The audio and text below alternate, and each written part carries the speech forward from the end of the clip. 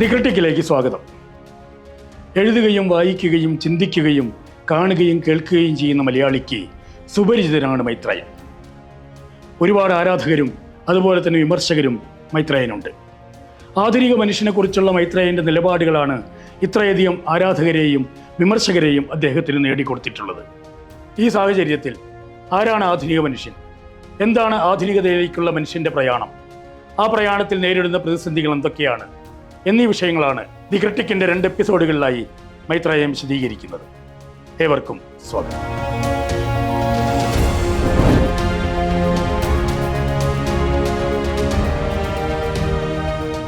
ഈ ആധുനിക മനുഷ്യനെന്ന് പറയുന്ന സമയത്ത് ശരിക്കും പറഞ്ഞൊരു വിച്ഛേദമുണ്ട്.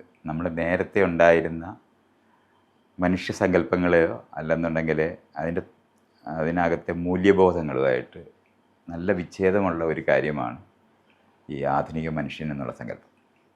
അത് ഭരണഘടന പഠിക്കുക എന്നുള്ളതാണ് ഞാൻ ഒരാളുകളോട് റെക്കമെൻഡ് ചെയ്യുന്ന ഒരു പോയിൻ്റാണ്. പക്ഷേ ആ ഭരണഘടനയിൽ എത്തിച്ചേർന്നത് എങ്ങനെയാണെന്നുള്ള കാര്യവും നമുക്കൊന്ന് അറിയേണ്ടതാണ്. എന്താണ് ഇങ്ങനൊരു കോൺസെപ്റ്റ് നമുക്ക് വേണ്ടി വരുന്നത്? നമ്മളൊരു 3 ലക്ഷം വർഷം ഗോത്രത്തിൽ ജീവിച്ചവരാണ്. അതിനുശേഷം കൃഷിക്കാരായി. ആ കൃഷിയിൽ ജീവിച്ചിരുന്നിടത്തു നിന്ന് അപ്പോഴാണ് നമ്മൾക്ക് ഈ ഹെയറാർക്കിക്കലായ മൂല്യബോധം ഉണ്ടാകുന്നത്. അതുവരെ ഈ ഗോത്രത്തിനകത്ത് പ്രായമായവരും പ്രായമില്ലാത്തവരും തമ്മിലുള്ളൊരു ഡിവിഷനുണ്ട്. അത് മാത്രമേ ഉണ്ടായിരുന്നുള്ളൂ. പ്രായമായവർ വളർത്തുന്നവരാണ്. അപ്പോൾ ഒരു ഡിപ്പെൻഡൻ്റായിട്ട് നമ്മൾ കുറച്ച് വളരുന്ന അവർ പറയുന്നത് ശ്രദ്ധിക്കുക എന്നൊക്കെ പറയുന്ന നിലവാരത്തിലുള്ള ഒരു വളരെ സ്വാഭാവികമായി ആരും പഠിപ്പിക്കുകയൊന്നും ചെയ്യാതെ വരുന്ന കുട്ടിയായിട്ട് ജനിക്കുന്നവർ അവരെ ഡിപ്പെൻഡ് ചെയ്താണ്. അതാണ് ബഹുമാനിക്കുക എന്നുള്ള അർത്ഥത്തിലൊന്നുമില്ല. അവരെ ഡിപ്പെൻഡ് ചെയ്താണ് നമ്മൾ ഡെവലപ്പ് ചെയ്യുന്നത്. അതിന് ശേഷമാണ് ഈ അടിമത്തം എന്ന് നമ്മൾ പറയുന്ന ആളുകളെ പിടിച്ചുകൊണ്ട് വന്ന് പണിയെടുപ്പിക്കുന്നിടത്തേക്ക് വരുമ്പോഴാണ് തട്ട് സമൂഹം എന്ന് നമ്മൾ പറയുന്ന വളരെ ആർട്ടിഫിഷ്യലായിട്ട് മനുഷ്യർ മാത്രം സൃഷ്ടിച്ചിട്ടുള്ള ഒരു സംഭവമാണത്. അത് ഒരു ഗോത്രം വേറെ ഗോത്രത്തിനെ പിടിച്ചുകൊണ്ട് വന്ന് പണിയെടുപ്പിക്കാൻ, പ്രത്യേകിച്ചും പുരുഷന്മാരെ പിടിച്ചുകൊണ്ട് വന്ന് പണിയെടുപ്പിക്കുന്ന ആ പണിയെടുപ്പിക്കുന്ന സമയത്ത് അവരോടൊപ്പം അതുവരെ സ്ത്രീകൾ മറ്റു ഗോത്രത്തിൽ നിന്ന് ഒരു ഗോത്രത്തിലേക്ക് മാറുകയൊക്കെ ചെയ്യുമായിരുന്നു. പക്ഷെ അത് അവർ ഇഷ്ടം കൊണ്ടുവരുന്നതാണ്. അവർ ഇതിനകത്തേക്ക് അക്സെപ്റ്റ് ചെയ്യപ്പെടും. ഒരു ഗോത്രത്തിനകത്തെ മെമ്പറായി അവർ മാറത്തേ ഉള്ളൂ. പക്ഷെ പുരുഷന്മാരെ പിടിച്ചുകൊണ്ട് വന്നതോടാണ് സംഭവം അറിയാം. അതുവരെ ഒരു പുരുഷനും വേറൊരു ഗോത്രത്തിൽ പോയി താമസിക്കുക, അങ്ങനെ ജീവിക്കുക, അങ്ങനെ ഒരു സംഭവമില്ല. സ്വാഭാവികമായ ഒരു ഗോത്രത്തിലേക്ക് ഒരു പുരുഷന് കടന്നു വരാൻ പറ്റത്തില്ല. പക്ഷേ പുരുഷന്മാരെ പിടിച്ചുകൊണ്ട് വന്ന് അടിമകളാക്കി പണിയെടുപ്പിക്കാൻ തുടങ്ങിയോടെ അവരോടൊപ്പം വന്ന സ്ത്രീകൾ അടിമ സ്ത്രീകളായി. അങ്ങനെ ഒരു സംഭവം അതിനു മുമ്പ് സ്ത്രീകൾക്ക് ഉണ്ടായിട്ടില്ല, പുരുഷന്മാർക്കും ഉണ്ടായിട്ടില്ല. പക്ഷേ അതുവരെ സ്ത്രീകൾക്ക് മറ്റുള്ള ഏത് ഗോത്രത്തിനകത്ത് വന്നാലും അവരുടെ കൂടെ കൂടുക എന്ന് പറയുന്നതായിരുന്നു സംഭവിച്ചിരുന്നത്. അപ്പോൾ നമ്മൾ ഈ മിറ്റോകോൺട്രിയൊക്കെ പരിശോധിക്കുമ്പോൾ അമ്മയുടെ തായ് വഴി എന്ന് നമ്മൾ പറയുന്നതാണ് മിറ്റോകോൺട്രിയയുടെ. അപ്പോൾ ഇത് വളരെയധികം അങ്ങോട്ടും ഇങ്ങോട്ടും എല്ലാ ഗോത്രങ്ങളിലും ഇതിപ്പോൾ ഇങ്ങനെ മാറുന്നത് കാണുകയൊക്കെ ചെയ്യാൻ പറ്റും. പക്ഷെ ഒരിക്കൽ അടിമ സ്ത്രീകളായി മാറിയതോടെ അവർ ഈ മേൽത്തട്ടിലെ പുരുഷന്മാർക്ക് അവരുടെ സ്ത്രീകളെ ഇണക്കിയിട്ട് മാത്രമേ പുരുഷന്മാർ അവരുമായിട്ട് ബന്ധം ഉണ്ടാക്കിയിരുന്നത്. അവരുടെ അനുവാദം ചോദിക്കാതെ ബന്ധം ഉണ്ടാക്കാൻ പറ്റുന്ന ഒരു മേഖല ഉണ്ടാവുകയും അവർക്കുണ്ടാകുന്ന കുഞ്ഞുങ്ങൾ അടിമ കുഞ്ഞുങ്ങളായി മാറുകയും ചെയ്യുന്ന ഒരു പ്രോസസ്സ് ഉണ്ടായി. അങ്ങനെയാണ് നമ്മൾ ഈ തട്ട് സമൂഹം എന്ന് ഞാൻ പറയുമ്പോൾ ഹെറാർക്കിക്കലായിട്ടുള്ള ശ്രേണീബദ്ധമായ സമൂഹം രൂപപ്പെടുന്നത് എങ്ങനെയാണ്? ഒരു ഗോത്രം വേറൊരു ഗോത്രവുമായി സ്വാഭാവികമായി ചേരത്തില്ല, കലരത്തില്ല. അതിന് ഈ പറയുന്ന പുരുഷന്മാർ തമ്മിലുള്ള അകൽച്ച കൊണ്ടുണ്ടാകുന്ന തട്ടാണത്. അപ്പോൾ മാത്രമല്ല ഇങ്ങനെ ചേക്കേറി വന്ന് താമസിക്കുന്ന പോലെ താമസിക്കാൻ പറ്റത്തില്ല. അപ്പോൾ അടിമകളായിട്ടിരിക്കുകയും മൂന്നാമതൊരു തട്ടിനെ കൊണ്ടുവരികയും ചെയ്യുമ്പോൾ മൂന്നാമതൊരു കൂട്ടരെ പിടിച്ചുകൊണ്ട് വരുമ്പോൾ ഈ രണ്ടാമത്തെ പേര് പറയും ഞങ്ങളുടെ കൂടെ കൂട്ടാൻ പറ്റത്തില്ല എന്ന് പറയുമ്പോഴാണ് അവർ മൂന്നാമതാകുക.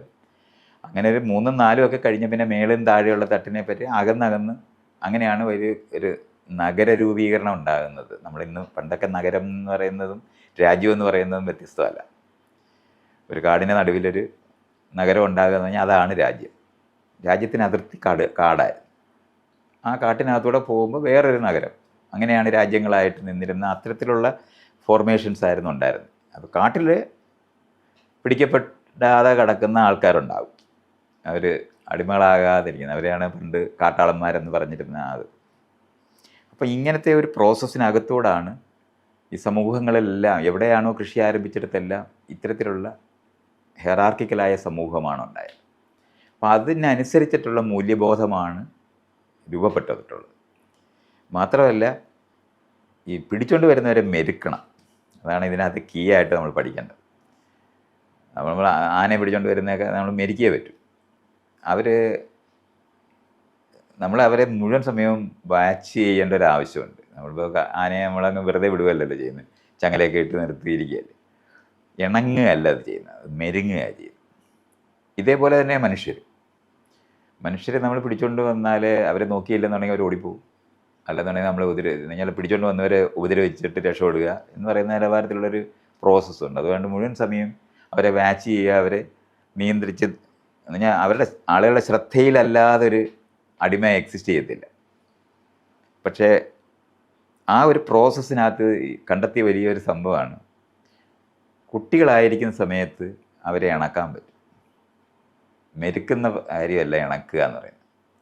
ആ ഇണക്കുക കുട്ടികളാകുമ്പം അവർക്ക് വേറൊരു ലോകം ഉണ്ടെന്ന് അറിയാനായിട്ട് ഒരു മെക്കാനിസം ഇല്ല. ഇവിടെ തന്നെയാണ് ജയിലിൽ വളരുന്ന കുഞ്ഞുങ്ങളെ പോലെ. അവരെ സംബന്ധിച്ചോളം അതാണ് റിയാലിറ്റി. അല്ലാതെ മറ്റേതങ്ങനെയല്ല. നമ്മൾ പിടിക്കപ്പെട്ടു വരുന്ന ആളിനെ ഒരിക്കലും അവർക്കത് മറക്കാനൊക്കത്തില്ല, അവർ സ്വാതന്ത്ര്യമായിട്ട് ജീവിച്ചിരുന്നു എന്നുള്ള കാര്യം. ഇത് കുഞ്ഞുങ്ങൾ വളരുന്ന സമയത്ത് ഈ സിസ്റ്റമാണ് അവർക്ക് റിയാലിറ്റി ആയിട്ട് മാറും. അപ്പോൾ ആ കുട്ടിക്കാലത്ത് തന്നെ അനുസരണ പഠിപ്പിക്കുന്ന നിലവാരത്തിലുള്ള കാര്യങ്ങൾ പഠിപ്പിക്കുകയും കൂടെ ചെയ്തു കഴിഞ്ഞാൽ പിന്നെ നമുക്ക് സത്യത്തിൽ അവരെ നോക്കണ്ട, അവരെ കൊണ്ട് എല്ലാം ചെയ്യിക്കാൻ പറ്റും. ഇതാണ് പിന്നെ സംഭവിച്ചിട്ടുള്ളത്. ഈ കുട്ടികളെ പഠിപ്പിക്കുക എന്ന് പറയുന്ന മെക്കാനിസത്തിനെയാണ് നമ്മൾ ശരിക്കും പറഞ്ഞ ആദ്യകാലത്ത് വിദ്യാഭ്യാസം എന്ന് നമ്മൾ പറയുന്നത് മുഴുവനും ഈ സോഷ്യൽ സ്ട്രക്ചറിനെ പറ്റിയുള്ള ഇൻഫർമേഷൻ കൊടുക്കുക എന്ന് പറയുന്നതാണ് ചെയ്തത്. നമ്മൾ ഈ പഴയ കാലത്തെ വിദ്യാലയങ്ങളും കേന്ദ്രങ്ങളും അവിടെ ഭയങ്കര വിഷയങ്ങൾ പഠിപ്പിച്ചിരുന്നു എന്നൊക്കെ പറയുമ്പോൾ, യൂണിവേഴ്സിറ്റികളുണ്ടെന്ന് പറയുമ്പോഴും സാമൂഹികമായിട്ടുള്ള ഈ തട്ട് എങ്ങനെയാണ് ആന്തരികമായിട്ട് അതിൻ്റെ കാരിയേഴ്സായിട്ട് അവരതിൻ്റെ വാഹകരാക്കി മാറ്റുക എന്ന് പറയുന്ന പ്രക്രിയയാണ് സത്യത്തിൽ നടന്നിട്ടുള്ളത്. അതുകൊണ്ടാണ് നമ്മുടെയൊക്കെ നാട്ടിൽ തന്നെ നമ്മൾ ഈ പറയുന്ന ജാതി എന്നൊക്കെ പറയുന്നത്, നിങ്ങൾ കാലയെന്നുണ്ടായവരാണ്, തുടയെന്നുണ്ടായവരാണ്, തോളയുണ്ടായെന്നൊക്കെ പഠിപ്പിക്കുന്നത് നിങ്ങളിങ്ങനെ ആയിപ്പോയി, ജനിച്ചപ്പോഴേ ഇങ്ങനെ ആയിപ്പോയി. അപ്പോൾ അതിപ്പോൾ നമ്മളെന്ത് ചെയ്യും എന്ന് പറയുന്ന സാധനമാണത്. ഇപ്പം ഞങ്ങൾക്കൊന്നും ചെയ്യാനൊക്കത്തില്ല, നിങ്ങൾ കാലം ജനിച്ചു പോയല്ലേ. അപ്പോൾ കുട്ടികളെ സംബന്ധിച്ചിടത്തോളം നോക്കുമ്പോൾ അവർ സ്വാതന്ത്ര്യമില്ലാതെ വളരുന്ന കാരണം കൊണ്ട് അത് ന്യായമായി. അപ്പോൾ ഞാൻ ആ പറയുന്ന പോയിൻ്റ് എന്ന് പറയുന്നത്, ഇപ്പോൾ അന്നത്തെ കാലത്ത് ചങ്ങല എന്ന് പറയുന്നതൊന്നും നമ്മൾ ഉണ്ടാക്കിയിട്ടില്ലാത്തതാണ്. ഈ കാലത്തൊന്നും ചങ്ങലയൊന്നും ആയിട്ടില്ല.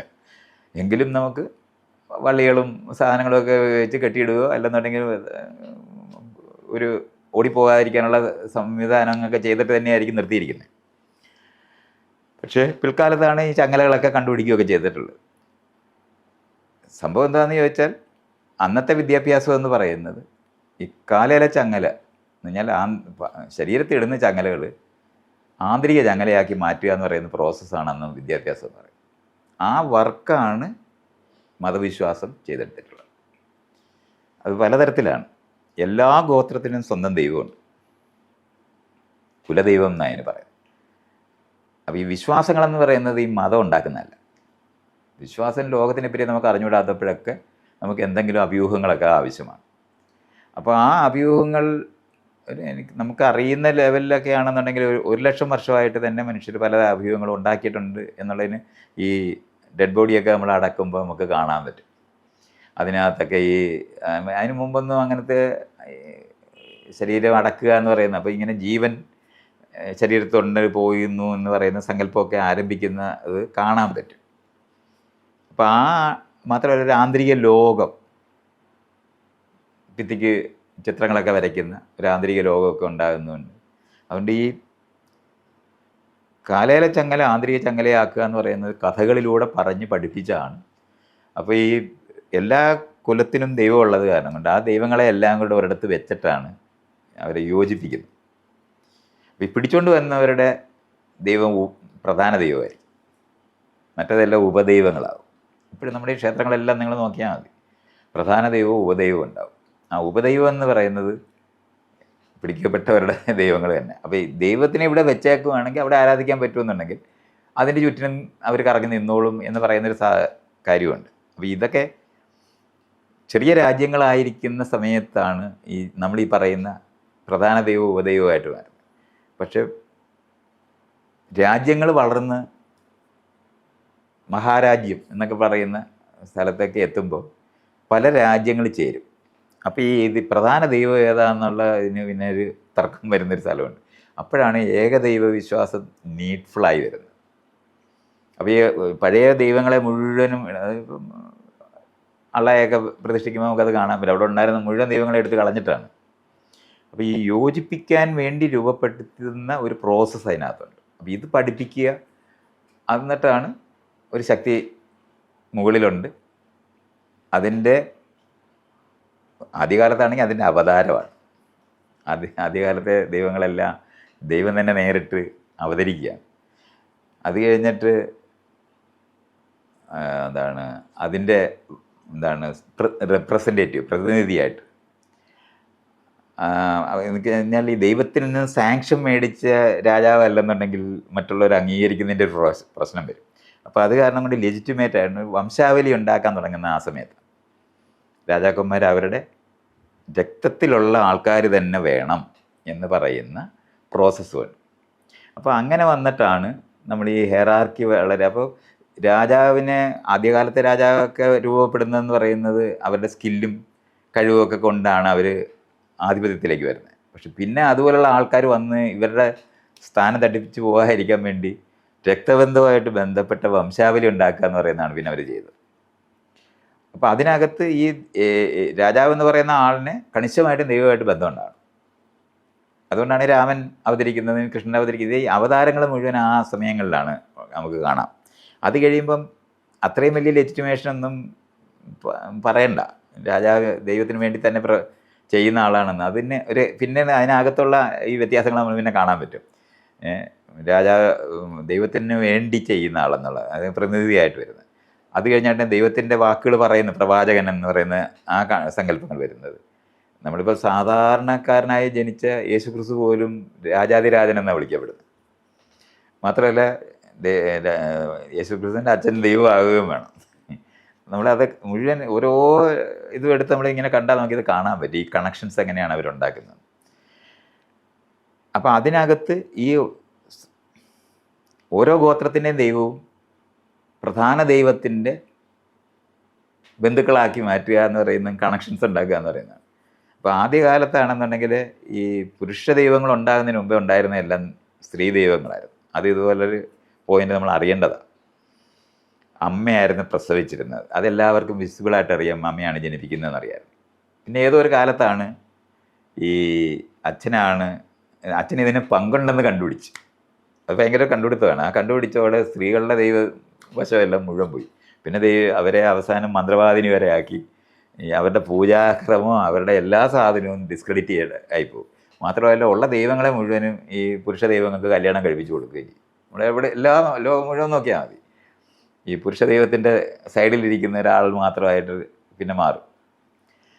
അപ്പം ഇവിടെ തന്നെ നമുക്ക് ആദിപരാശക്തി എന്ന് പറഞ്ഞ സങ്കല്പമൊക്കെ നിൽക്കും. പിന്നെ അതില്ല, അവർക്ക് അതിനൊന്നും ഇപ്പോൾ ആദിപരാശക്തിക്ക് ഒരു സങ്കല്പത്തിൽ പറയുമെന്നുള്ളതല്ലാതെ ഒരു ക്ഷേത്രമൊക്കെ കണ്ടുപിടിക്കാൻ വലിയ പാടാണ്.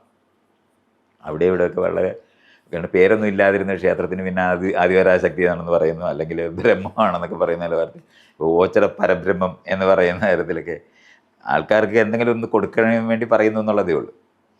അപ്പോൾ അങ്ങനത്തെ ആ സ്ത്രീകളുടെ സ്ഥാനം നഷ്ടപ്പെട്ടു പോകുന്നത് അവർക്ക് കുട്ടിയെ ഉണ്ടാക്കുന്നതിനകത്ത് പ്രധാന പങ്കില്ലെന്ന് വരുന്നത് മാത്രമല്ല, അവസാനം കുട്ടിയെ അച്ഛൻ്റേതായി മാറിപ്പോകുന്നുണ്ട്.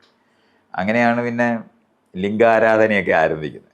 അപ്പോൾ ആ നിലവാരത്തിൽ വന്നതോടെ ഗർഭം പറഞ്ഞാൽ പുരുഷൻ്റെ ഗർഭമാണ്, അതാണ് അയാൾ ശുക്ലത്തിലൂടെ ഗർഭമാണ് കൊടുക്കുന്നതാണ്. ഗർഭം പേറുന്ന ആൾ മാത്രമാണ് സ്ത്രീയായി. അതുകൊണ്ട് ഗർഭപാത്രം ചുമക്കുന്ന ആൾ മാത്രമായിട്ട് തീരുന്നത് നർച്ചറി ചെയ്യുന്ന ആൾ മാത്രമാണ്. അല്ലാതെ ഇതിനകത്ത് ഈ അണ്ടം കണ്ടെത്താനൊക്കത്തില്ലല്ലോ, ശുക്ലം കാണുകയും ചെയ്യാം. ഇതാണ് അതിനകത്ത് വന്നിരുന്നത്. അപ്പോൾ അതോടെ തീരുമാനമായി പുരുഷൻ്റെ കുഞ്ഞാണെന്നുള്ളത്. പിന്നെ അതിന് ശേഷം ഈ സ്ത്രീകൾക്ക് അങ്ങനത്തെ ഒരു സ്ഥാനം ഇല്ലാതെ പോകുന്ന സ്ഥലമാണ് ഇത്. ഈ ഒരു പ്രോസസ്സ് മുഴുവൻ ഈ ഹെറാർക്കി വളരെ കൃത്യമാക്കി. ഇപ്പം മാതാപിതാ ഗുരുദൈവം എന്ന് പറയുന്നതിനകത്ത് ആ ഗുരുവിൻ്റെ നടുവിലാണ് ശരിക്കും പറഞ്ഞാൽ ഗുരുവിനെ മാറ്റി ആ സ്ഥലത്താണ് പിന്നെ രാജാവ് ഇരിക്കുന്നത്. ഗുരുക്കന്മാരുടെ റോളെന്ന് പറയുന്നത് രാജാവിന് ഉപദേശം കൊടുക്കുന്ന ആൾക്കാരായിരുന്നു. ഇപ്പം നമ്മൾ രാമായണത്തിലൊക്കെ നോക്കിയാൽ മതി, അഗസ്ത്യനൊക്കെ രാമന് വേണ്ടി ഉപദേശം കൊടുക്കുന്ന ആൾ മാത്രമാണ്, അവരുടെ കൺസൾട്ടൻ്റായിട്ട് മാറി. ഇതാണ് വരുന്നത്. പക്ഷേ ഈ ഹെയറാർക്കിയാണ് പിന്നെ പഠിപ്പിക്കുന്നത്. അത് പഠിപ്പിച്ച് അതിൻ്റെ മൂല്യബോധത്തിലാണ് നമ്മൾ. അപ്പോൾ ഈ ഗോത്രത്തിലുണ്ടായിരുന്ന ആളുകൾ ഈ കൃഷി സ്ഥലത്ത് അടിമകളായി മാറുമ്പോൾ അവർ ഓടിപ്പോകാതിരിക്കാനും അവർ ഇവരുമായിട്ട് സഹകരിക്കാനും അവരുടെ റോളുകൾ നിർണ്ണയിക്കുക എന്ന് പറയുന്ന സാധനത്തിലേക്കാണ് പിന്നെ മുഴുവനും സിസ്റ്റങ്ങൾ ഡെവലപ്പ് ചെയ്യുന്നത്. അതിന് മൂല്യബോധം എന്ന് പറയുന്നത്. അപ്പം സ്വാഭാവികമായി ഗോത്ര അംഗത്തിന് ഗോത്രക്കൂറാണുള്ളത്, നമ്മുടെ ആൾക്കാർ എന്ന് പറയുന്ന കൂറാണുള്ളത്. ആ കൂറിനെ രാജാവിലേക്ക് മാറ്റി പ്രതിഷ്ഠിക്കുക എന്ന് പറയുന്നതാണ് മതപരമായിട്ടുള്ള വിദ്യാഭ്യാസം കൊണ്ട് കിട്ടുന്നത്. കാണപ്പെട്ട ദൈവം എന്ന് പറയുന്ന ഇതിനകത്താണ് അത് വരുന്നത്. തിരുവായ്ക്ക് എതിർവായില്ല എന്നൊക്കെ നമ്മൾ ഈ പറയുന്ന സാധനങ്ങളെല്ലാം ഉപയോഗിച്ചിട്ടാണ് ദൈവത്തിൻ്റെ റെപ്രസെൻറ്റേറ്റീവ് ആയിട്ടുള്ള ആളാണ് എന്നുള്ളത് വരികയും ആ ആളിന് കീഴടങ്ങി നിൽക്കുക എന്ന്. അപ്പോൾ ഈ ഗോത്രത്തിനോട് പണ്ടൊക്കെ നമ്മൾ ചൊല്ല് കേൾക്കത്തില്ലേ, നീ സ്വന്തമായ കാര്യമല്ല വേണ്ടത്, വീടിന് വേണ്ടിയാണ് ജീവിക്കേണ്ടത്, വീട്ടുകാരെങ്ങനെ വേണം, ഗ്രാമത്തിന് വേണ്ടി ജീവിക്കണം, ഗ്രാമം രാജ്യത്തിന് വേണ്ടി ജീവിക്കണം എന്നൊക്കെ പറയുന്നത്. ഇങ്ങനെ ആ ഒരു ഹെറാർക്കി ഇങ്ങനെ പറഞ്ഞിട്ട് ഇത് മോസ്റ്റ് ഇമ്പോർട്ടൻ്റ് എന്ന് പറയുന്നത് രാജാവിനോടുള്ള കൂറാക്കി മാറ്റി. അപ്പോൾ ഈ അടിമയായി പിടിച്ചുകൊണ്ട് വന്ന ആൾ ഗോത്ര അംഗത്തിനായിരിക്കുന്ന ആളിൻ്റെ കൂറ് രാജാവിലേക്ക് മാറ്റുക എന്ന് പറയുന്നതാണ് നടന്നത്. അത് രാജാവിലേക്ക് മാറ്റുന്നതിൻ്റെ ഒരു രസം കൂടെ ഉണ്ട്. വേറൊരു രാജാവ് വന്ന് ഈ രാജാവിനെ തോൽപ്പിക്കുക എന്ന് വെച്ചു, ജനങ്ങൾക്ക് ഒരു എതിരുമില്ല. അവർ പട്ടാളത്തിൽ ചേർന്നവർ മാത്രമേ യുദ്ധം ചെയ്യത്തുള്ളൂ, അല്ലാത്തവരെല്ലാം കൃഷിയും അല്ലാത്ത കാര്യങ്ങളും ചെയ്ത് ജീവിക്കുന്നവർ മാത്രം. രാജാവ് മാറിയ ഈ ആൾക്കാരുടെ മുഴുവൻ കൂറ് ജയിച്ച രാജാവിനോട് അങ്ങ് മാറത്തേ ഉള്ളൂ, അല്ലാതെ വേറെ യാതൊരു പ്രശ്നവും ഉണ്ടാകത്തില്ല. വളരെ സിമ്പിൾ ട്രാൻസിഷനാണ്. അല്ലെങ്കിൽ നമ്മളിന്ന് വിചാരിക്കുന്ന നമ്മുടെ നാട്ടിലുള്ള നാടിനോട് അങ്ങനത്തെ ഒരു സംഭവമില്ല, രാജാവിനോടുള്ള കൂറാണ്. അതുകൊണ്ട് രാജാക്കന്മാർക്ക് ഇന്ന എന്താ ഒരു സ്ഥലത്ത് വരിക, അവിടെ വെച്ച് നമ്മൾ പരസ്പരം അവിടെ വെച്ച് നമുക്ക് കാണാം എന്ന് പറഞ്ഞ് വെല്ലുവിളിച്ചിട്ട് അയച്ചിട്ടാണ് ഒരു എല്ലായിടവും കൂടെ നിന്നും നമ്മൾ പിന്നീട് ഈ ആക്രമിച്ച് കയറി വന്ന് എല്ലായിടവും കൊള്ളയടിക്കുന്നവരായിട്ടൊന്നും ഇല്ലാതിരിക്കുന്ന സമയത്ത് ഈ തോൽപ്പിക്കുന്നത് എങ്ങനെയാണ്? ഒരു പ്രദേശത്തോട് നിങ്ങൾ അവിടെ വരണം. അപ്പോൾ ഇവിടുന്ന് എന്താണ് ഇതൊക്കെ വാൾപ്ലൈറ്റൊക്കെ പഠിച്ച പാർട്ടികൾ അവിടെ പോയി അവരവിടെ പോയിട്ട് യുദ്ധം ചെയ്ത് അപ്പോൾ തരക്കാരോട് മാത്രമേ യുദ്ധം ചെയ്യത്തുള്ളായിരുന്നു, വെല്ലുവിളിക്കും. അപ്പോൾ അമ്പ ചെയ്യുന്നവർ തമ്മിൽ ആയിരിക്കും, അല്ലാത്തവർക്ക് ചുമ്മാതങ്ങ് യുദ്ധം ചെയ്യത്തില്ലെന്ന്. ഇതൊക്കെ നമ്മളിപ്പോൾ ഇന്നത്തെയൊക്കെ യുദ്ധങ്ങളൊക്കെ വെച്ചുകൊണ്ട് നമ്മളിത് മനസ്സിലാക്കാൻ ശ്രമിക്കരുത്. ഇപ്പം മഹാഭാരതത്തിലൊക്കെ തന്നെ നമുക്കിത് കാണാൻ പറ്റും. തരക്കാരല്ലാത്തവരുമായിട്ട് യുദ്ധമില്ല.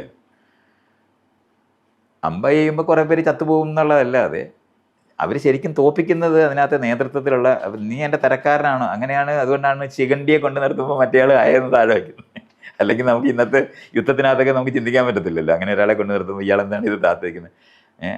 വിളിച്ചു പറഞ്ഞപ്പം അശ്വത്ഥാമ ചത്തുപോയെന്ന് പറഞ്ഞിട്ട് മറ്റേയാൾ കേൾക്കണമെങ്കിൽ അവിടെ എത്ര പേരുണ്ടെന്നുള്ള കാര്യം നമുക്കറിയണ്ടേ. ഇതൊക്കെ നമ്മൾ ഇങ്ങനെയൊന്നും മനസ്സിലാക്കണം. ഈ പ്രോസസ്സുകളെ പറ്റി അറിയാതെ ഈ യുദ്ധം എന്നൊക്കെ പറയുമ്പോൾ ലക്ഷക്കണക്കിന് അക്ഷോണി എന്നൊക്കെ ഉള്ള പേരൊക്കെ ഇട്ട് ഇഷ്ടംപോലെ നമ്പരൊക്കെ പറയുമ്പോഴും നമ്മൾക്കറിയണം ഈ പരസ്പരം കാണുകയും പറയുകയും ചെയ്യാൻ പറ്റുന്നിടത്ത് തന്നെയാണ് ഈ നിൽക്കുന്നതെന്നൊക്കെ അറിയണം. അതുപോലെ തന്നെ ആ വിദേഹൻ്റെ അവിടെ പോയി ഇവർ ഒളിച്ച് താമസിക്കുമ്പോൾ അയാളുടെ പശുവിനെ പിടിച്ചുകൊണ്ട് പോവുകയാണ് ചെയ്യുന്നവർ. അപ്പോഴാണ് ഇയാൾ പോകുന്നത്. പശുവിനെ പിടിച്ചുകൊണ്ട് ഇന്നത്തെ ഏതെങ്കിലും ഒരു പ്രസിഡൻറ്റ് അപ്പുറത്തെ പശുവിനെ പിടിക്കത്തില്ല എന്നുള്ള കാര്യമൊക്കെ നമ്മൾ ഇതുപോലെ അറിയണം. അല്ലെന്നുണ്ടെങ്കിൽ നമ്മൾ ഈ യുദ്ധങ്ങളെ പറ്റിയുള്ള കഥകളൊക്കെ കേട്ടിട്ട് വഴിതെറ്റിപ്പോവും. അപ്പോൾ ഈ പ്രോസസ്സുകളിനകത്തൂടെ ചെയ്തെടുത്ത സാധനം എന്ന് പറയുന്നത് ഈ മേല് കീഴുള്ള മൂല്യബോധമാണ്. അത് കുട്ടിക്കാലത്ത് ചൊട്ടയിലെ ശീലം ചുടല വരെ എന്ന് പറയുന്ന പോലെ കുട്ടിക്കാലത്ത് ചെയ്തെടുത്തു കഴിഞ്ഞാൽ പിന്നെ ഒരു വിസിലടിച്ചാൽ മതി, ഫാൾ ഇൻ ലൈൻ എന്നുള്ള പറയുന്ന പോലെ ആളുകൾ റെഡിയാവും. ആ ട്രാൻസ്ഫർമേഷനാണ്, അടിമയിൽ നിന്ന് പ്രജയിലേക്കുള്ള ട്രാൻസ്ഫർമേഷനാണ്. അത് അടിയാളരും പ്രജയിലേക്ക് വരുമ്പോൾ പിന്നെ ഒരു പാടുമില്ല. ഈ പറയുന്ന രാജാവ് മാറിയാൽ സിസ്റ്റം കൃത്യമായിട്ട് വർക്ക് ചെയ്യും, ഒരു പ്രശ്നമില്ല. അങ്ങനത്തെ ഒരു സിസ്റ്റം ഉണ്ടാക്കിയെടുക്കുന്നതിനകത്ത് മൂല്യബോധം എന്ന് പറയുന്ന മേപ്പോട്ട് ബഹുമാനവും താഴോട്ട് പുച്ഛവും അവജ്ഞയുമാണ്. ഈ മൂല്യമാണ് പണ്ടുണ്ടെന്ന് പറഞ്ഞാൽ ഈ കാർഷിക സമൂഹത്തിന് മുഴുവനും ഉണ്ടായിരുന്നു. അത് നമ്മുടെ രാജ്യത്ത് മാത്രമേ ഉള്ളെന്നൊക്കെ തെറ്റിദ്ധരിക്കരുത്, അങ്ങനെയല്ല. എല്ലാ സ്ഥലങ്ങളിലും ഈ തരക്കാരോട് യുദ്ധം ചെയ്യുന്നതും ഒക്കെ അങ്ങനെ തന്നെയായിരുന്നു.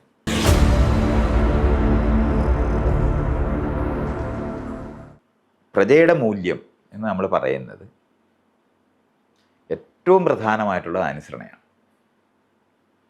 രണ്ടാമത് കൂറാണ്. ആരോടാണ് കൂറ്? ഇപ്പോഴും ആൾക്കാർ ചോദിക്കും, കുട്ടികളോട് ചോദിക്കും, നിനക്ക് അച്ഛനോടാണോ അമ്മയോടാണോ ഇഷ്ടമെന്ന് ചോദിക്കും. കുട്ടികൾ വിഷമിക്കുന്ന ഒരു സ്ഥലമാണ്. അത് ഈ ഹെറാർക്കി ഫിക്സ് ചെയ്യാൻ വേണ്ടിയിട്ടാണ്, അത് അറിയാതെ ചോദിക്കുന്നതാണ് അവർ. പക്ഷേ ആ കൂറ് പ്രഖ്യാപിക്കുക എന്ന് പറയുന്നത് വളരെ കാതലായ ഒരു കാര്യമാണ്. അപ്പം ഈ രണ്ട് മൂല്യം, അനുസരണയും കൂറും ഉണ്ടായാൽ പിന്നെ ഉള്ളതെന്ന് പറയുന്നത് ഡെസിഗ്നേറ്റ് ചെയ്തിരിക്കുന്ന, പറഞ്ഞാൽ അനുസരിക്കണം എന്ന് പറയുന്ന ആ മൂല്യബോധം ഉണ്ടെന്നുണ്ടെങ്കിൽ ഏത് പണിയും പറഞ്ഞു കഴിഞ്ഞാൽ ചെയ്യാം. ആര് പറയുന്നു എന്നുള്ളത് മേളിലിരിക്കുന്നവർ പറയുന്നത്. അപ്പോൾ അബ്സല്യൂട്ട് അതോറിറ്റിയാണ്. അതുകൊണ്ടാണ് തിരുവായ്ക്ക് എതിർവായില്ല എന്ന് പറഞ്ഞു കഴിഞ്ഞാൽ അത് ചെയ്യപ്പെടുക എന്നുള്ളതല്ല, അതിന് വേറെ രണ്ടാമത് ആലോചിച്ചുകൂടാ എന്നുള്ളതാണ്. അത് ഏറ്റവും നല്ലത്. നമ്മളിപ്പം ഇതൊക്കെ ഇങ്ങനെ പറയുമ്പോൾ നമ്മുടെ നാട്ടിൽ ഈ ജാതി സമ്പ്രദായത്തിൽ മാത്രമേ ഉള്ളതാണെന്ന് നമ്മൾ വിചാരിക്കും. പക്ഷെ അങ്ങനെയല്ല. ഇപ്പം ഇംഗ്ലണ്ടിലെ 600 Road to Death എന്ന് അങ്ങനെ പറഞ്ഞിട്ടൊരു കവിത എനിക്ക് ടെനിസണോ മറ്റോ എഴുതിയതാണ്. അത് ആരാ പേര് പറഞ്ഞു.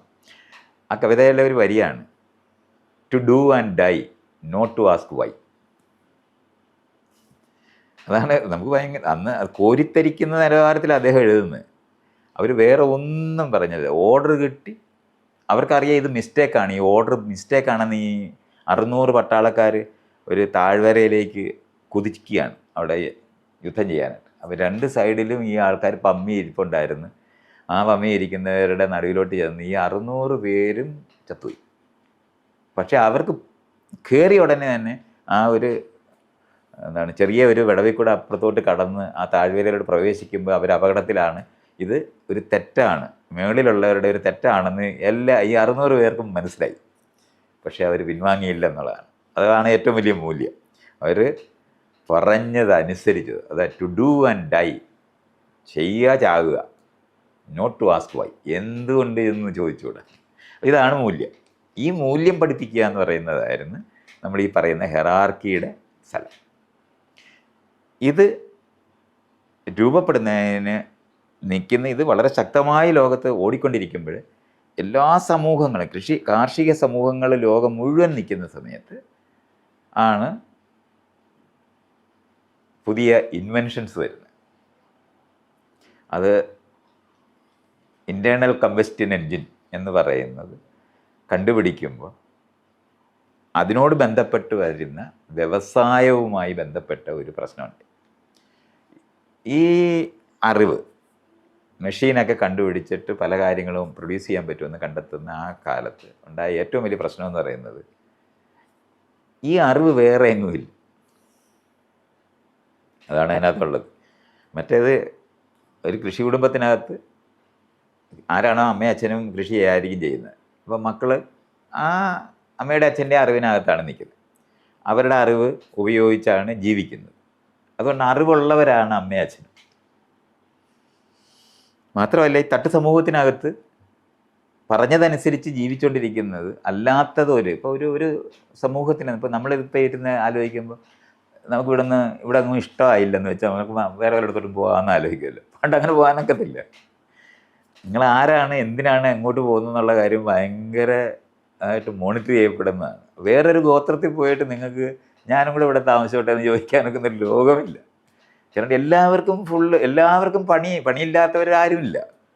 അവർക്ക് പണിയെടുത്ത് ചാകത്തേ ഉള്ളൂ, അല്ലാതെ പണിയില്ലാത്ത ഒരു മനുഷ്യനുമില്ല. അപ്പോൾ ഈ ആളുകൾ ഇങ്ങനെ ഒരു ഗോത്രത്തിൽ നിന്ന് വേറെ ഗോത്രത്തിലേക്ക് പോകാൻ പറ്റത്തില്ല. ഒരു രാജ്യത്തു നിന്ന് മറ്റൊരു രാജ്യത്തേക്ക് പോകണമെങ്കിൽ ഇവിടുന്ന് അതിനുള്ള കടലാസ് കഷ്ണമൊക്കെ വേണം. എന്തുകൊണ്ട് ഇവരവിടെ പോകുന്നത്? അപ്പോൾ ഒരു കച്ചവടത്തിന് പോവുകയാണെങ്കിൽ അതിൻ്റെ ഡെസിഗ്നേഷൻ, അല്ല ഇനി എന്തെങ്കിലും അറിയിക്കാൻ പോകുന്നത് ദൂതനാണെങ്കിൽ അതിൻ്റെ സാധനമുണ്ട്. ഇത് അങ്ങനെ മാത്രമേ പറ്റുള്ളൂ. അല്ല നമ്മൾ വിചാരിക്കുന്ന പോലെ ഇനി നമുക്കിവിടെ ബോറടിച്ച് എന്നാൽ മറ്റിടത്തോട്ട് പോകാമെന്ന് പറഞ്ഞാൽ പോകുന്ന വഴിക്ക് കൊല്ലപ്പെട്ടു പോകത്തേ ഉള്ളൂ. ആ ഒരു അത്രയും ക്ലോസ്ഡ് ആയിട്ടുള്ള സമൂഹങ്ങളായിട്ടാണ് നിൽക്കുന്നത്. കച്ചവടക്കാർക്ക് മാത്രമായിരുന്നു. അപ്പോൾ അതിന് എല്ലാവർക്കും അങ്ങനെയാണ് ഐഡൻറ്റിറ്റി കാർഡ് അങ്ങനെയുള്ള സാധനങ്ങളൊക്കെ വരുന്നത്. ഇവിടുത്തെ രാജാവിന് വേണ്ടിയാണ് കച്ചവടം ചെയ്യുന്നതെന്നുള്ള കുറിപ്പടിയായിട്ടാണ് അങ്ങോട്ട് ചെല്ലുന്നത്.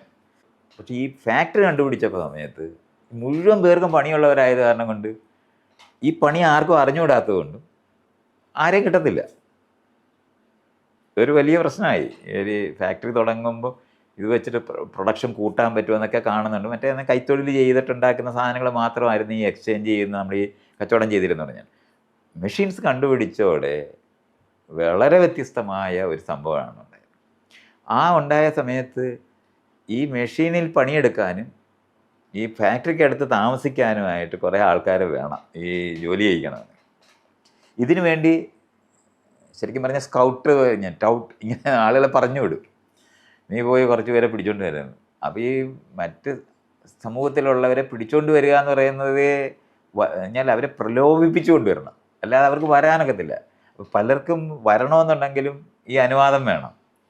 അപ്പോൾ അനുവാദം ഇല്ലാതെ വരുവാണെങ്കിൽ രഹസ്യമായിട്ട് ജീവിക്കണം. ഇങ്ങനെയൊക്കെ ഒത്തിരി പ്രശ്നങ്ങൾ ഇതിനകത്തുണ്ടായി. ആ കാലത്ത് നമ്മൾ അന്നത്തെ കഥകളും സാധനങ്ങളൊക്കെ ഇങ്ങനെ വായിച്ചാൽ നമുക്കിത് ഇങ്ങനെ കാണാൻ പറ്റും. അപ്പോൾ ഈ ഫുൾ ടൈം മണ്ണിനകത്ത് പണിയെടുത്തിരുന്ന ആൾക്കാരെ അവിടുന്ന് മാറ്റി ഈ ഫാക്ടറിയിൽ എത്തിക്കുക എന്ന് പറയുന്നത് വലിയൊരു പണിയാണ്. അപ്പോൾ ഏറ്റവും കൂടുതൽ ദാരിദ്ര്യം അനുഭവിച്ചിരുന്ന വിഭാഗത്തിനകത്തു നിന്നായിരുന്നു ആൾക്കാരെ കിട്ടുന്നത്. അപ്പോൾ ഒരിടത്തു നിന്ന് 2 പേരെ കിട്ടിയ വേറൊരെണ്ണത്തിനകത്ത് നിന്ന് 4 പേരെ കിട്ടി. ഇങ്ങനെയായിരുന്നു. ഇങ്ങനെ പല സ്ഥലത്തു നിന്നുള്ള ആളുകളെ ഡ്രോ ചെയ്ത് അതിനകത്ത് ഏറ്റവും കൂടുതൽ വന്നത് സ്ത്രീകളും അവരുടെ ഒപ്പം വരുന്ന കുട്ടികളും, അത് കഴിഞ്ഞിട്ട് നമ്മൾ ഈ വിചാരിച്ച ഇൻവാലിഡ് ആയിട്ടുള്ള പുരുഷന്മാരും ഒക്കെ തന്നെയാണ് ആദ്യം വരുന്നത്. ഈ വന്ന ആളുകളെ അവരവിടെ ജീവിക്കണമെന്നുണ്ടെങ്കിൽ അതിനുള്ള സൗകര്യങ്ങൾ ചെയ്തു കൊടുത്തേ പറ്റും. അങ്ങനെയാണ് ചരിത്രത്തിൽ ആദ്യമായിട്ട് നമ്മൾ ഈ പറയുന്ന തൊഴിലാളികൾക്ക് വേണ്ടിയുള്ള താമസ സൗകര്യങ്ങൾ ഉണ്ടാക്കാൻ ഫാക്ടറിക്ക് ചുറ്റിനുണ്ടാക്കി ടെൻറ്റുകളും സാധനങ്ങളൊക്കെ അടിച്ച് അവരെ അവിടെ താമസിപ്പിക്കുക എന്ന് പറയുന്നതാണ് ആദ്യം ചെയ്യുന്നത്. പക്ഷേ ഈ വന്ന ആളുകൾ ആരും തന്നെ ഇപ്പോൾ ഏതെങ്കിലും ഒരു ഗ്രാമത്തിൽ നിന്ന് കുറച്ച് പേരെ കിട്ടും, വേറൊരു ഗ്രാമത്തിൽ നിന്ന് കുറച്ച് പേരെ കിട്ടും, മറ്റൊരു പട്ടണത്തിൽ നിന്ന് കുറച്ച് പേരെ കിട്ടും. ഇങ്ങനെയാണ് കിട്ടിയത്. ഈ ആളുകളെല്ലാം ഒന്നും ഏതെങ്കിലും ഒരു ഗോത്രത്തിനകത്ത് തട്ടായിട്ട് കഴിയുന്ന ആളുകളായിരുന്നു. വ്യത്യസ്തമായ ആളുകളെ ഒന്നിച്ചൊരിടത്ത് എത്തിച്ചു എന്നുള്ളതാണ് സംഭവിച്ചത്. ഇതാണ് ഫാക്ടറിക്കകത്ത് നടന്നത്. എന്നുവെച്ചാൽ പലതരത്തിലുള്ള സ്കിൽ സെറ്റുകളുള്ളവരും പലതരത്തിലുള്ള ഈ ഗോത്ര വിഭാഗങ്ങളുടേതായ ആൾക്കാരെ ഒന്നിച്ചൊരിടത്ത് കൊണ്ടുവരുമ്പോഴാണ് ചരിത്രത്തിൽ ആദ്യമായിട്ട് അതുവരെ ഇല്ലാത്ത കുറേ മൂല്യങ്ങൾ നമുക്ക് ആവശ്യമായിട്ട് വരുന്നത്, മനുഷ്യർക്ക് ആവശ്യമായിട്ട് വരുന്നത്. ആ ആവശ്യമായ സാധനമാണ് നമ്മൾ എന്ന് പറയുന്ന ആൾക്കാർ എല്ലാവരും ഒരുപോലാണെന്ന് പറയണം, എന്നാലേ പറ്റുള്ളൂ, അവിടെ നിർത്തണം. അപ്പോഴാണ് ഈ തുല്യരാണ് എന്ന് പറയുന്നത് വലിയ പ്രാധാന്യപ്പെട്ട കാര്യമായി മാറും. അതുവരെ നമുക്ക് ആരും തുല്യരല്ല. സമൂഹത്തിനകത്ത് ഒരു തട്ടിലുള്ളവർ തമ്മിലുള്ള പിയർ എന്ന് പറയുന്ന സാധനമേ ഉള്ളൂ, തരക്കാർ. അല്ലാതെ ഒരിക്കലും ഇതങ്ങനെയല്ല. എല്ലാ സ്ഥലത്തു നിന്നും പലതരത്തിൽ കിട്ടിയവരെ എല്ലാം കൂടെ സംഘടിപ്പിച്ചുകൂടെ കൊണ്ടുവന്നതാണ്. അപ്പോൾ ഇവരെ യോജിപ്പിക്കുക എന്ന് പറയുന്നതിന് പുതിയ മൂല്യം ആവശ്യമാണ്. ആ മൂല്യമാണ് നമ്മൾ എല്ലാവരും ഒരുപോലാണ്, തുല്യരാണെന്ന് പറയുന്ന ആശയം വരുന്നത്. ആ തുല്യത അതിനോടൊപ്പമാണ് പരസ്പരം അടിച്ച് ചാകാതിരിക്കാനും. മറ്റേ വേറൊരു ഗോത്രവും തമ്മിൽ അങ്ങനെ ചേർന്ന് നിൽക്കാനൊക്കെ ഈ തട്ടിലേ നിൽക്കത്തുള്ളൂ. അവരെ യോജിപ്പിക്കണം. അപ്പോഴാണ് സാഹോദര്യം എന്ന് പറയുന്ന സാധനം വരുന്നത്. 16 മണിക്കൂറല്ല 18 മണിക്കൂറും പണിയുള്ളവരാണ് ഈ അടിമകളായിട്ടുള്ളവരോ കർഷകരൊക്കെ ആയിരുന്നെങ്കിൽ രാവിലെ തൊട്ട് ഞാൻ നേരം വെളുക്കുമ്പോൾ പണി തുടങ്ങി രാത്രി വെളിച്ചമില്ലാതെ ആകുമ്പോൾ നിർത്തിപ്പോകുന്ന പണിയാണ്. ആ തരത്തിൽ കെട്ടപ്പെട്ടു പോയ ആൾക്കാർക്കാണ് നമ്മൾ ഈ പറയുന്ന സ്വാതന്ത്ര്യം എന്ന് പറയുന്ന ആശയം. ഫാക്ടറിയോട് ബന്ധപ്പെട്ടാണ് നമ്മൾ ഈ പറയുന്ന ആധുനിക മൂല്യം എന്ന് പറയുന്ന സമത്വം, സാഹോദര്യം, സ്വാതന്ത്ര്യം എന്ന് പറയുന്നത് രൂപപ്പെടുന്നത്. അല്ലാതെ ഒരിക്കലും കാർഷിക സമൂഹത്തിനകത്തോ അല്ലെങ്കിൽ അതിന് മുമ്പുള്ള ഗോത്ര സമൂഹത്തിനകത്തോ നമുക്കിതിൻ്റെ തുടർച്ച ഒരിക്കലും കണ്ടുപിടിക്കാനാകത്തില്ല. തുല്യത എന്ന് പറയുന്ന കോൺസെപ്റ്റ് അതിന് മുമ്പ് സാധ്യമല്ല. ഇപ്പം നമ്മൾ വ്യത്യാസങ്ങളൊക്കെ ഇല്ലാത്ത ഒന്നിനെപ്പറ്റി ഫിലോസഫിയിലൊക്കെ ആൾക്കാർ തന്നെ ഏകം എന്ന് പറയുന്നത് സങ്കല്പിക്കുക. ഏകത്വം പറയും, പക്ഷെ സമത്വമില്ല. ഇത് നമ്മൾ വളരെ ശ്രദ്ധിക്കേണ്ട കാര്യമാണ്. ഇപ്പോൾ മഹാന്മാരായ ഗുരുക്കന്മാരൊക്കെ എല്ലാ വ്യത്യാസങ്ങളും ഇല്ലാതായി ഏകതയിൽ ലയിക്കുന്നതിനെ പറ്റി പറയും, ഏകത്വത്തിനെ പറ്റി പറയും. പക്ഷെ ഒരു ഗുരുവിൻ്റെയും സൈഡിൽ ഒരാൾ വേറെ ഇരിക്കുന്നുണ്ട്. അത് ഈ മേലുകീഴ് മൂല്യത്തിലേ ഇരിക്കും. ഇപ്പോൾ ഉപനിഷത്ത് എന്നുള്ള വാക്കിൻ്റെ അർത്ഥം അടുത്ത് താഴെ ഇരിക്കണം എന്നാണ്. അത് അടുത്തിരിക്കണം, പക്ഷെ താഴെ ഇരിക്കണം, അങ്ങനെയുള്ള മൂല്യം. അപ്പോൾ ഏകത്വം പറഞ്ഞിട്ടുണ്ട്, വ്യത്യാസങ്ങളൊന്നും ഇല്ലാതെ ഒക്കെ ഇരിക്കുന്നതിനെ പറ്റിയൊക്കെ സങ്കല്പിക്കും, പക്ഷേ സമത്വമില്ല. ഈ സമത്വം എന്ന് പറയുന്ന ആശയം ഈ ഫാക്ടറിയോട് ബന്ധപ്പെട്ടേ രൂപപ്പെടുള്ളൂ. ഇതുകൊണ്ടാണ് അതുവരെ ഉണ്ടായിരുന്ന ഏതെങ്കിലും ഒരു മൂല്യത്തിനകത്ത് നമ്മൾ ഈ സ്നേഹം, കരുണ എന്നൊക്കെ പറയുന്ന വാക്കുകൾ ഇതെല്ലാം താഴോട്ട് ഒഴുകുന്നതാണ്. അനുഗ്രഹം എന്നൊക്കെ നമ്മൾ കൈയൊക്കെ ഇങ്ങനെ തന്നെ ദയ നമ്മൾ ഇതെല്ലാം പറഞ്ഞ എല്ലാം താഴോട്ട് ഇങ്ങനെയാണ്, താഴോട്ടാണ്. മറ്റുള്ളവരുടെ തലയിൽ തൊട്ട് വയ്ക്കുന്ന മൂല്യങ്ങളേ അതുവരെ ഉണ്ടായിട്ടുള്ളൂ. ഇതിന് പകരം ഈ അപ്പുറത്ത് ഇപ്പം ഞാനും താനും 2 കസേരയിൽ അപ്പുറം ഇപ്പുറം ഇരിക്കാൻ വെക്കുന്ന ഈ സംഭവം അതിന് മുമ്പില്ല. യുദ്ധം ചെയ്യുന്ന സമയത്ത് തിരക്കാരാണെന്ന് പറഞ്ഞാലുള്ള ഒരു ഇതല്ലാതെ ബാക്കി മുഴുവനും അത് നമ്മൾ ആ മോഡേൺ ടൈംസിനകത്ത് കണ്ടിട്ടില്ലേ? അത് ചാപ്ലിൻ ഹിറ്റ്ലറായിട്ട് അഭിനയിക്കുന്നതിനകത്ത് മുസോളിനി വരുമ്പോൾ ഒരു കസേര ഇട്ട് കൊടുക്കുന്ന ഇയാൾക്ക് ഓർമ്മയുണ്ടോ? ചെറിയ കുറഞ്ഞ അയാൾ അതിലിരുന്ന അവസാനം സഹിക്കട്ടെ, അയാൾക്ക് അതിലിരിക്കാൻ പറ്റുന്നില്ല. അവസാനം അയാൾ മേശപ്പുറത്ത് കയറിയിരിക്കും. ഹിറ്റ്ലർ കുഴഞ്ഞു പോകുന്നൊരു സ്ഥലമില്ല. ആ ചിത്രത്തിനകത്ത് ഈ മൂല്യമാണ് ഈ കാണിക്കുന്നത്. താഴെ ആക്കേണ്ടതുണ്ട് മറ്റേയാളെ. അപ്പം അതിന് പകരം തുല്യമായിരിക്കുക എന്ന് പറയുന്ന ഈ സാധനം ഫാക്ടറിയിലെ ഈ പല തട്ടിലുള്ള പല സമൂഹത്തിലുള്ള പലതരത്തിലുള്ള ആളുകളെ ഒന്നിപ്പിച്ച് കൊണ്ടുവരുമ്പോൾ അവരുടെ നീഡാണ് ഇവർ ഒരുപോലെയാണെന്ന് പറയുന്നത്. മുതലാളി തൊഴിലാളികൾക്ക് പിന്നീട് രൂപപ്പെടുന്നതാണ്. ആദ്യം ഈ തൊഴിലാളികൾക്ക് യോജിക്കത്തില്ല. നമ്മൾ വിചാരിക്കുന്നത് ഈ തൊഴിലാളികളെല്ലാം ഒരുപോലെ, അത് കാർമാസൊക്കെ കടന്ന് പിന്നെ നിങ്ങൾക്ക് നഷ്ടപ്പെടുവാൻ വിലങ്ങുകൾ എന്ന് പറയുകയും പരസ്പരം ഒന്നിച്ച് നിൽക്കേണ്ട ആവശ്യമൊക്കെ പറയുമ്പം ഇത് ആരും പറയാതെ രൂപപ്പെട്ട ഒരു മൂല്യമാണത്. അല്ലെങ്കിൽ ഈ ഫാക്ടറി തൊഴിലാളിയെ കാർമാസിന് കണ്ടുപിടിക്കാൻ ഒക്കത്തില്ല. എന്തുകൊണ്ടാണ് പ്രൊളറ്റേറിയറ്റ് എന്ന് പറയുന്നതിനെ എടുക്കുന്നത്? അവർ ഈ പറയുന്ന ഹെറാർക്കിക്കൽ സ്ഥാനത്ത് നിന്ന് ബ്രേക്ക് ചെയ്ത് എത്തിച്ചേർന്നിരിക്കുന്നു. അവർക്ക് ആകെ ഉള്ളത് നഷ്ടപ്പെടുന്നതിന് വിലങ്ങേ ഉള്ളൂ. പക്ഷേ സ്വാതന്ത്ര്യത്തോടെ ജീവിക്കാൻ പറ്റുമെന്ന് പറയുന്ന ഈ കാര്യം കാണണമെങ്കിൽ തന്നെ ഈ സംഭവം ഉണ്ടാകും. അതിന് ശേഷമാണ് ഈ പറയുന്ന ലാൻഡ് ഓണിങ് ക്ലാസ് ഈ വലിയ ഫാക്ടറികൾ ഉണ്ടാക്കുമ്പോഴാണ് ഈ മാനേജറല്ലാതെ മുതലാളിയാകുന്ന സാധനം വരുന്നത്. അതാണ് പിന്നെ ബ്രേക്ക് ചെയ്യണം, ആ സാധനം ഇനി തുടരരുത്, ബ്രേക്ക് ചെയ്യണമെന്ന് പറയുന്ന സമത്വത്തിനെ പറ്റിയുള്ള ആശയവും സോഷ്യലിസത്തിനെ പറ്റി ഞാൻ ഈ ബ്രേക്ക് ഉണ്ടാക്കേണ്ടതുണ്ട്. മറ്റേ അതുവരെ കംപ്ലീറ്റ് ഹെറാർക്കിക്കൽ വാല്യൂ ആണ്. അതിനകത്തില്ല. ഈ വാല്യൂ വരുമ്പോഴാണ്, അപ്പോൾ ആദ്യം ഈ വാല്യൂ വരുന്ന സാധാരണ ജനങ്ങളുടെ ഇടയിലേക്ക് ഇത് എത്തിച്ചേരുന്നതിന് മുമ്പ് ഫാക്ടറി തുടങ്ങുന്ന ആളുകളുണ്ട്. ആ ആളുകളുടെ ഇൻഫ്ലുവൻസിലാണ് പിന്നെ രാജാവിനെ മാറ്റുന്നത്. അത് ഇംഗ്ലണ്ടിലാണ് ആദ്യം തന്നെ ക്രോംവെല്ലിൻ്റെ കാലത്ത്. അപ്പോൾ അപ്പോഴും നമുക്ക് ഒരു ഒലിഗാർക്കിയാണ് ആദ്യം ഉണ്ടായത്. ഒരു കൂട്ടം നേതാക്കന്മാരായ ആൾക്കാരുടെ ഐക്യമായിരുന്നു. കാരണം ഈ തരക്കാരായ ആൾക്കാരുടെ സാധനമാണ് ആദ്യം ആ അഡ്മിനിസ്ട്രേഷനകത്ത് വരുന്നത്. അതിന് ശേഷമാണ് ഫ്രഞ്ച് റവല്യൂഷനൊക്കെ നടക്കുമ്പോഴാണ് ഈ മൂല്യം വളരെ പറയുന്ന എല്ലാവരും പാടുന്ന സ്ഥലത്തെത്തി. എന്നിട്ടും ഇത് വിട്ടുപോകുന്നില്ല. വിട്ടുപോകാതിരിക്കുന്നതുകൊണ്ടാണ് ഫ്രഞ്ച് റവല്യൂഷന് ശേഷം നെപ്പോളിയനാണ് വരുന്നത് അവിടെ ഫ്രാൻസിൽ. അതും നമ്മളിത് കാണുന്നുണ്ട്. അത്ര സ്ട്രഗിളിൻ്റെ പ്രശ്നം അവിടെ ഉണ്ട്. അവിടെയാണ് പിന്നെ ഈ കൺസെപ്റ്റ് ഓഫ് റെവല്യൂഷനൊക്കെ വരുന്നത് ആ സമയത്ത്. ഇത് ബ്രേക്ക് ചെയ്യാതെ ഇവരുടെ ഈ സ്ട്രോങ് ഹോൾഡ് എന്ന് പറയുന്നത് ധനത്തിൻ്റെ മുകളിലാണ്. എന്നുവെച്ചാൽ പ്രോപ്പർട്ടി ആരാണോ ഓൺ ചെയ്യുന്നവർ ഹെയറാർക്കി നിലനിർത്തും എന്ന് കാണുന്നതും. പക്ഷേ ജനങ്ങൾ എന്ന് പറയുന്നത് നമ്മൾ പബ്ലിക് എന്ന് അതുവരെ പറയാൻ പറ്റാത്ത തരത്തിലായിരുന്നു ഈ സമൂഹങ്ങളിൽ നിന്നിരുന്നത് കാർഷിക മേഖലയിൽ. അപ്പോൾ പൊതുവായ നിൻ്റെ പ്രശ്നവും എൻ്റെ പ്രശ്നവും ഒന്നാണ് എന്ന് പരസ്പരം പറയാൻ പറ്റുന്നിടത്തേക്ക് മനുഷ്യരെത്തുന്നത്. മറ്റേ അല്ലെങ്കിൽ അവരുടെ പ്രശ്നമാണ്, ആ തട്ടിലുള്ള പ്രശ്നം, ഇവരുടെ പ്രശ്നം, നമ്മുടെ പ്രശ്നം, അല്ലാതെ പൊതു പ്രശ്നമില്ല. ആ പൊതു പ്രശ്നം എന്ന് പറയുന്ന സാധനം ഫാക്ടറിയോട് ബന്ധപ്പെട്ട് രൂപപ്പെടുന്ന ഈ സിസ്റ്റത്തിനകത്താണ്. ആ മൂല്യമാണ് നമ്മൾ ഈ പറയുന്ന ആധുനിക മൂല്യം എന്ന് പറയുമ്പോൾ സമത്വം, സ്വാതന്ത്ര്യം എന്ന് പറയുന്ന ഈ മൂല്യം അതുവരെ ഉണ്ടായിരുന്ന ഏതെങ്കിലും ഒരു സ്ഥലത്ത് ആരെങ്കിലും ആലോചിക്കാനോ ഒന്നും കഴിയില്ല. ഇപ്പോൾ നമുക്ക് അയലത്തുകാരനെ സ്നേഹിക്കണം എന്ന് പറയുന്ന യേശുക്രിസ്തുവിൻ്റെ വരിക്കകത്ത് തന്നെ യേശുക്രിസ്തു പറയുന്നുണ്ട്, ഈ പേഗന്മാരെ പോലെ നിങ്ങൾ പ്രാർത്ഥിക്കരുതെന്ന് പറയും. അപ്പോൾ അദ്ദേഹത്തിന് കാണാൻ പറ്റുന്നുണ്ട് നമ്മൾ ഇങ്ങനെ അവന്മാർ രാവിലെ തൊട്ട് ഒരു കഴിക്കുന്ന മന്ത്രമൊക്കെ ഇങ്ങനെ ചൊല്ലിക്കൊണ്ടിരിക്കുന്നില്ല. അതുപോലെയല്ല വേണ്ടത്, മീനിങ് ഫുള്ളായിട്ട് പ്രാർത്ഥിക്കണം. പക്ഷെ പ്രാർത്ഥിക്കണമെന്ന് പറയുമ്പോഴും അവരെ പോലെ ചെയ്യരുതെന്ന് പറയാം. അപ്പം അവർ അന്യരായ ആൾക്കാരുണ്ടെന്നുള്ളത് അദ്ദേഹത്തിന് പറയുമ്പോഴും കാണുന്നുണ്ട് നമുക്ക്. അതേപോലെ തന്നെ പ്രാർത്ഥിക്കുക എന്ന് പറയുന്ന സാധനത്തിനകത്തും മേലുകീഴുള്ള മൂല്യബോധമാണുള്ളത്, അർത്ഥനയാണുള്ളത്, ചോദിച്ച് വാങ്ങേണ്ടതാണ്.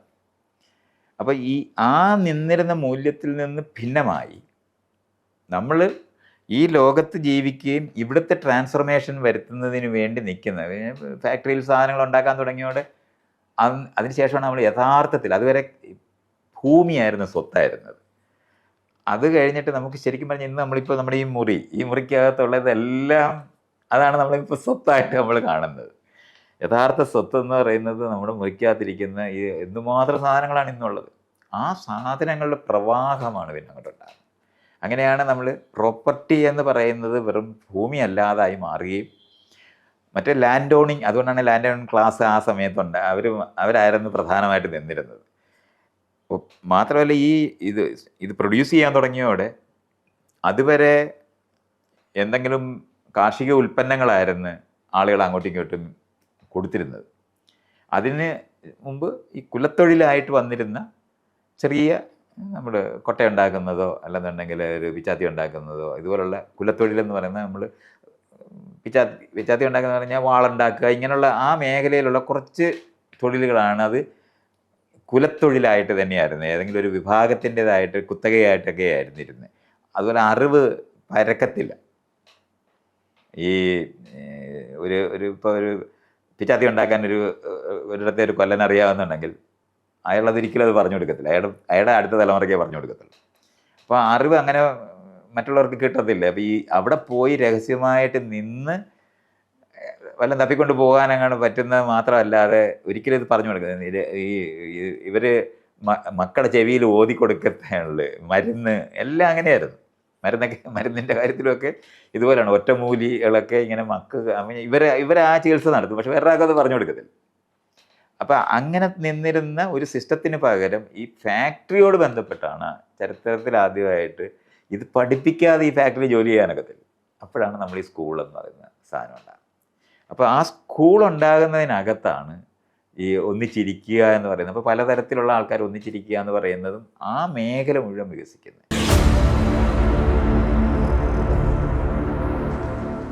ഫാക്ടറിയിൽ സാധനങ്ങൾ ഉണ്ടാക്കാൻ തുടങ്ങിയതോടെ ട്രേഡ് എന്ന് പറയുന്ന സാധനം വളരെ അങ്ങ് ഇൻക്രീസ് ചെയ്യും.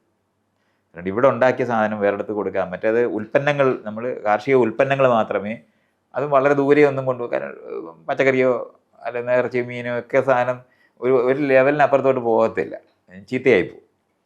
നമ്മൾ ഇന്നത്തെ പ്രിസർവിങ് ടെക്നിക്സൊക്കെ ആ പിക്കിളിടുന്ന മെക്കാനിസം ഒക്കെ ഉള്ളു, അല്ലാതെ മറ്റു ഒരു സാധനമില്ല.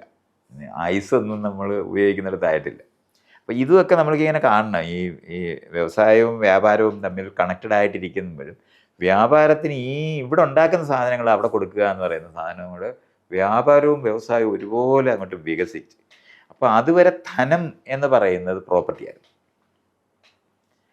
ധനമുള്ളവരുടെ ഒപ്പം ധനമുള്ളവരായി ഈ കച്ചവടക്കാർ മാറുന്നുണ്ട്. അപ്പോഴാണ് നമ്മൾ ഇന്ന് ഞങ്ങൾ കച്ചവടക്കാരല്ല എന്ന് പറയുന്നത്, കച്ചവടക്കാരെ ഈ മോശക്കാരായിട്ട് കാണിക്കുന്ന മൂല്യബോധം വരുന്നത് എങ്ങനെയാണ്. ഞങ്ങളൊന്നും കച്ചവടം ചെയ്യത്തില്ല എന്ന് പറയുന്ന ആ കച്ചവടക്കാരല്ലാത്തവരെല്ലാം മാന്യന്മാരും കച്ചവടക്കാരെല്ലാം മോശം ആൾക്കാർ, ലാഭത്തിന് വേണ്ടി ചെയ്യുന്നു എന്നൊക്കെ പറയുന്ന സാധനമൊക്കെ വന്ന് സത്യത്തിൽ ലോകത്തിനകത്ത് ഒരിടത്തുണ്ടായിരിക്കുന്ന സാധനം വേറൊരിടത്ത് കൊടുക്കുക എന്ന് പറയുന്ന പ്രോസസ്സ് ആരംഭിക്കുന്ന വഴിയാണ് നമ്മൾ ഇന്ന് കാണുന്ന വികസിതമായ സമൂഹങ്ങൾ എന്ന് പറയുന്നതിൻ്റെ കണക്ഷൻസ് ഉണ്ടാകുന്നത്, കണക്റ്റഡ് ആകുന്നത് ഈ വ്യാപാരത്തിന് കൊണ്ടാണ്. അങ്ങനെയാണ് ഇവിടെയുള്ള ഉണ്ടാകുന്ന ഒരു സാധനം അവിടെ കൊണ്ടുപോയി കൊടുക്കുകയും അവിടുത്തെ സാങ്കേതിക വിദ്യ ഇവിടെ കൊണ്ടുപോയി കൊടുക്കുക. ഇങ്ങനെ എക്സ്ചേഞ്ച് ഈ വസ്തുക്കൾ കൊടുക്കുന്ന പോലെ തന്നെ അവിടെ ഇപ്പോൾ ഇവിടെ ഒരു പിച്ചാത്തി ഉണ്ടാക്കിയിട്ടുണ്ടെങ്കിൽ ഈ പിച്ചാത്തി അവിടെ കിട്ടിക്കഴിഞ്ഞാൽ അവിടുത്തെ കൊല്ലൻ ഇതിന് വേണ്ടി പണിയെടുക്കും. ഇതെങ്ങനെയാണ് ഇവന്മാർ ഈ ടെമ്പറുള്ള സാധനം ഉണ്ടാക്കിയിരുന്നത്. അപ്പോൾ പക്ഷെ ആദ്യകാലത്തൊക്കെ ഇത് ഭയങ്കര ദൈവീകമായ ഒരു കഴിവായിട്ടായിരുന്നു. ഏറ്റവും ടെമ്പറുള്ള ഒരു വാൾ കണ്ടുപിടിച്ച് ആ വാൾ വെച്ച് വെട്ടിയാൽ മറ്റു വാളെല്ലാം മുറിഞ്ഞു പോകും. ഈ ടെമ്പർ കണ്ടുപിടിക്കുന്നതാണ്. അതിന് ഇവർ ഭയങ്കര ആ ടെക്നോളജി പറഞ്ഞു കൊടുക്കുക, അതിരിക്കുക എന്ന് പറയുന്നത് അത് വളരെ സീക്രട്ടായിട്ട് വയ്ക്കുന്ന വഴിയാണ്. അത് എന്താണ്, അതിന് ദൈവീകത്വം ഉണ്ടായിരുന്നു. ഈ അവർ അകത്ത് കയറിയിട്ട് എന്തുവാ ചെയ്തതെന്ന് ആർക്കും അറിഞ്ഞുകൊണ്ട് അത് കഴിഞ്ഞിട്ട് വാളുമായിട്ട് ഇങ്ങനെ പ്രത്യക്ഷപ്പെടുകയായി. അപ്പോൾ ഇങ്ങനത്തെ അപ്പോൾ വളരെ മിസ്റ്റിക്കലായിട്ടും ആ ഏരിയയൊക്കെ നിർത്തുന്നുണ്ട്. അത് നമുക്കിപ്പോൾ ജപ്പാൻകാരൻ്റെ സാമുറായിയുടെ ഒരാളെ വാളുണ്ടാക്കുന്നതായാലും ശരി, ചൈനക്കാരിലെ ഉള്ള വാളുണ്ടാക്കുന്നതായാലും ശരി, ഇംഗ്ലണ്ടിലൊക്കെ മറ്റേ അയാളുടെ ഒരു ഹെൻറിയുടെ വാള് ഒക്കെ ഭയങ്കര പ്രസിദ്ധമാണ് ഈ അവരുടെ ആ തരത്തിൽ. അത് വളരെ ഇതെങ്ങനെയാണ് അതുണ്ടാക്കിയതെന്ന് അത് വെച്ച് വെട്ടി അന്ന് ഈ വാളിൻ്റെ മുകളിൽ ഉണ്ടാക്കാത്ത കഥകൾ ലോകത്തില്ല. അത് ദൈവം തന്നെ നേരിട്ട് തന്ന വാളുകളായിട്ടൊക്കെയാണ് കാരണം ഈ ടെമ്പറാണ് ഇതിൻ്റെ സാധനം. അപ്പം കുറേ നേരം യുദ്ധം ചെയ്യുമ്പോൾ മറ്റവൻ്റെ വാള് വെട്ടി അത് ഒടിഞ്ഞു പോകും. അപ്പോൾ ഇവർ ജയിക്കും. അപ്പോൾ ഇതാണ് അതിനകത്ത്. അപ്പോൾ ഭയങ്കര സീക്രട്ടായിട്ട് വെച്ചിരുന്ന ഒരു ഏരിയ ആണ്. അപ്പോൾ ഇങ്ങനെയുള്ള എക്സ്ചേഞ്ചസ് മുഴുവൻ നടക്കുന്ന സമയത്താണ് പരസ്പരം കണക്റ്റഡായ സമൂഹങ്ങളിൽ കോമണായി നമ്മൾ ഈ പറയുന്ന തരത്തിലുള്ള ആശയങ്ങളും കാര്യങ്ങളും എല്ലാം കണക്റ്റഡ് ആകുന്നുണ്ട്. അതല്ലാത്ത സമൂഹങ്ങളിലേക്ക് ഇതൊന്നും തന്നെ എത്തുന്നില്ല. അതുകൊണ്ടാണ് കാട്ടിലൊക്കെ കഴിഞ്ഞ ആൾക്കാർ ഇന്നും കാട്ടിൽ കഴിയുന്നിടത്ത് എത്തി പോകുന്നത്. ഈ കണക്റ്റഡ് ആകാത്തവരാണ്.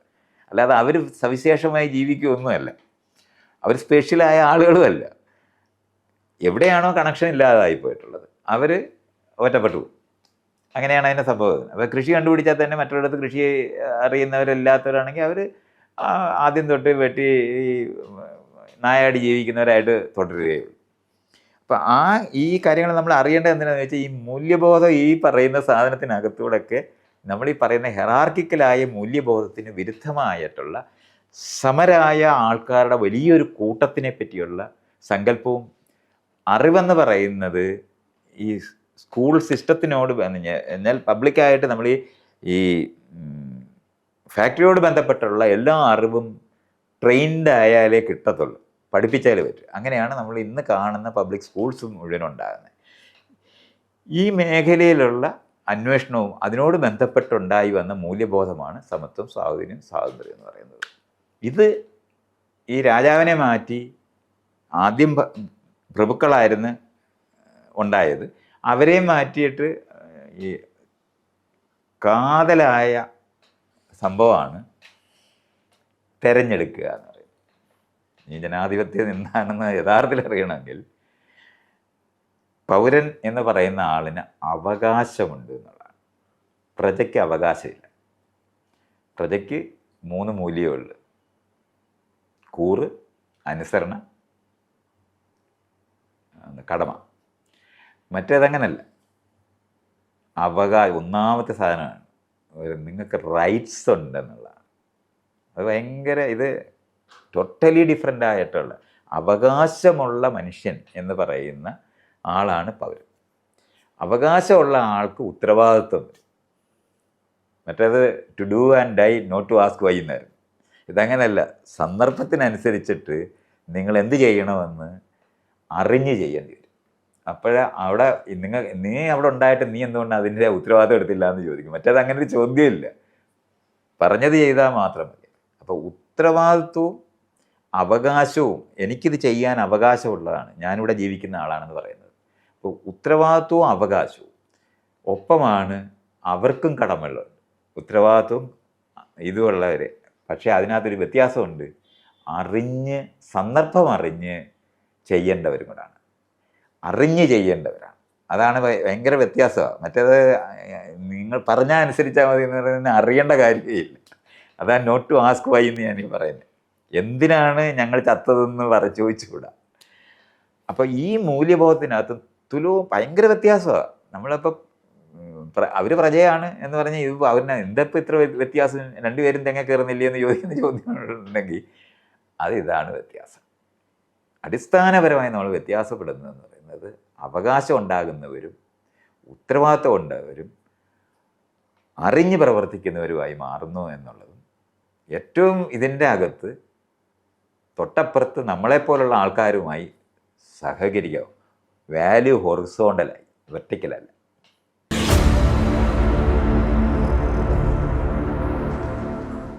ജനാധിപത്യമാണ് ആധുനിക മനുഷ്യൻ്റെ രാഷ്ട്രീയ സാമൂഹ്യ സംഘടനാ രൂപം. എന്നാൽ ജനാധിപത്യത്തെ അർത്ഥവത്താക്കാൻ നമുക്ക് കഴിയുന്നുണ്ടോ? പ്രത്യേകിച്ച് ലോകത്തെ ഏറ്റവും വലിയ ജനാധിപത്യ രാജ്യമെന്ന് അവകാശപ്പെടുന്ന ഇന്ത്യയിൽ. ആരാണ് ആധുനിക മനുഷ്യൻ എന്ന ഈ സംഭാഷണത്തിൻ്റെ 2ാം എപ്പിസോഡിൽ മൈത്രേയൻ അതാണ് വിശദീകരിക്കുന്നത്. ഏവരും കാണുമല്ലോ. നന്ദി.